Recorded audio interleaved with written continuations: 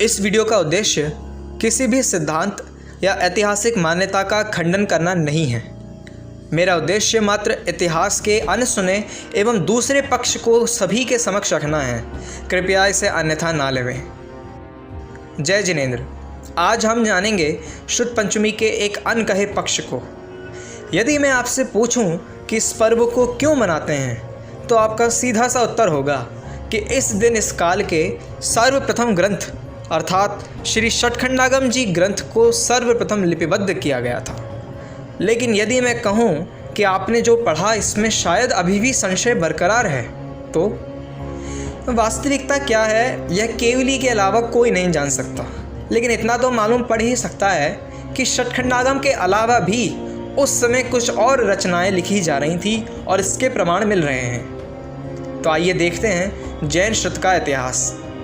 बात है आज से हजारों वर्ष पहले की, जब केवली का विरह हो गया था और जिन शासन की बागडोर अंगधारियों के हाथ में आ गई थी।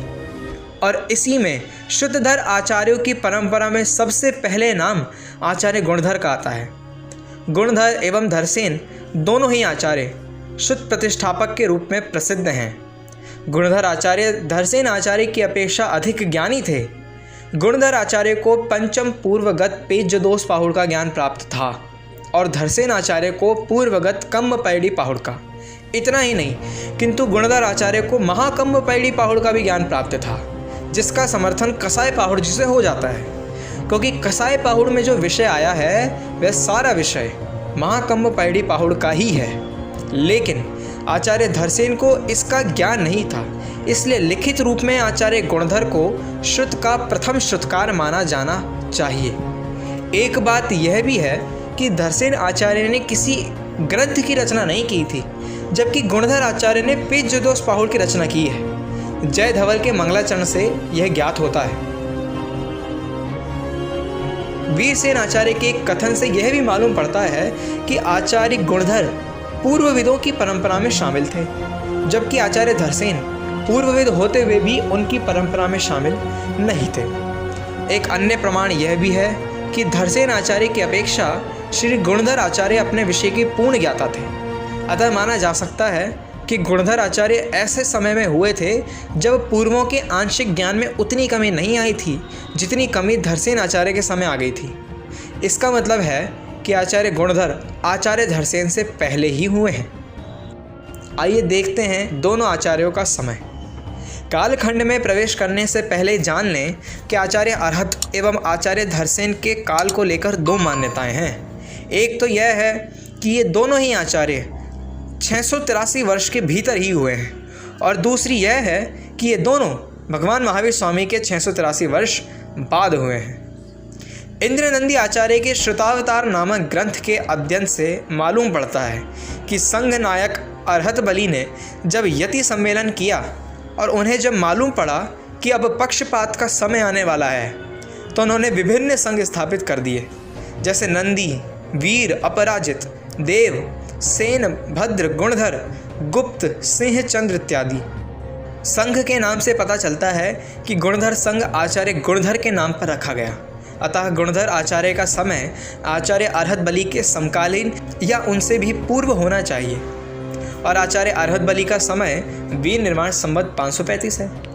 यदि गुणधर आचार्य के संघ को ख्याति प्राप्त करने में 100 वर्ष का समय भी मान लिया जाए, तो षटखंडागम के प्रवचनकर्ता श्री धरसेन आचार्य से आचार्य गुणधर का समय लगभग 200 वर्ष पूर्व सिद्ध हो जाता है। इस प्रकार आचार्य गुणधर का समय विक्रम पूर्व की प्रथम शताब्दी सिद्ध होता है, तथा नंदी संघ की पट्टावली के अनुसार आचार्य धरसेन का समय वीर निर्माण संवत 614 के बाद का है।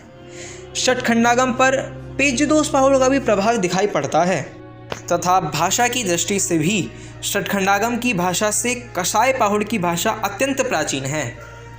धरसेन आचार्य के एक जोनी पाहुड़ ग्रंथ का भी उल्लेख बृहद टिप्पणी नामक सूची में आया है। इस ग्रंथ का निर्माण वीर निर्माण संवत 600 के पश्चात हुआ माना गया है। इस ग्रंथ के रचयिता के नाम में मुनि प्रज्ञा श्रवण नाम प्राप्त होता है, जो कि संभवतया आचार्य धरसेन को ही प्राप्त रिद्धि थी। इस आधार पर इनका समय वीर निर्माण संवत 600 संभव है और एक मत के अनुसार इनका समय ईस्वी की प्रथम शताब्दी है और एक शिलालेख के अनुसार भी यही माना जाता है। आचार्य गुणधर आचार्य धरसेन से पूर्ववर्ती थे, इसमें कोई संशय तो रहा नहीं। और इससे यह सिद्ध हो जाता है कि पेजदोष पाहुड़ की रचना पहले ही की जा चुकी होगी तथा जब आचार्य धरसेन को मालूम पड़ा कि उनकी मृत्यु निकट है तो उन्होंने पुष्पदंत और भूतबली आचार्य को शिक्षा देकर शीघ्र ही स्वयं से भिन्न देश में भेज दिया था। और हम यह जान चुके हैं कि आचार्य धरसेन ने ही जोनी पाहुड़ की रचना की होगी। तो इससे यह भी सिद्ध हो जाना चाहिए कि षट्खंडागम इन दोनों ग्रंथों के बाद लिखा गया होगा। तो हमने इतिहास को जितना हो सका जाना, टटोला और इस निष्कर्ष को स्थापित किया कि षट्खंडागम से पूर्व आगम रचना का कार्य प्रारंभ तो हो चुका था। तो अब यह प्रश्न होना चाहिए कि हम इतने वर्षों से षट्खंडागम की पूजा करते आ रहे हैं, उसे ही प्रथम मानते आ रहे हैं, तो क्या हमने कुछ गलत कर दिया? और क्या इतने वर्षों में किसी को भी ये बात मालूम नहीं पड़ी? तो इसका उत्तर है कि षट्खंडागम ग्रंथ को पूजना कोई गलत कार्य तो था नहीं, और शुक्ल पंचमी के दिन षट्खंडागम की रचना पूर्ण तो हुई ही थी, तो इसका भय तो निकाल ही देवे। और जो भी कारण रहे हों, प्रसिद्धि षट्खंडागम को प्राप्त हुई, तो इसमें किसी का कोई दोष नहीं है। महत्वपूर्ण बात यह है कि हम इस दिन जिनवाणी का बहुमान करें, आदर सत्कार करें और इस जिनवाणी के प्रचार प्रसार में अधिक से अधिक योगदान अवश्य करें। एक बार फिर हम ये बात समझ लें कि यह कोई छठी का लेख तो है नहीं कि ये ही सत्य हो।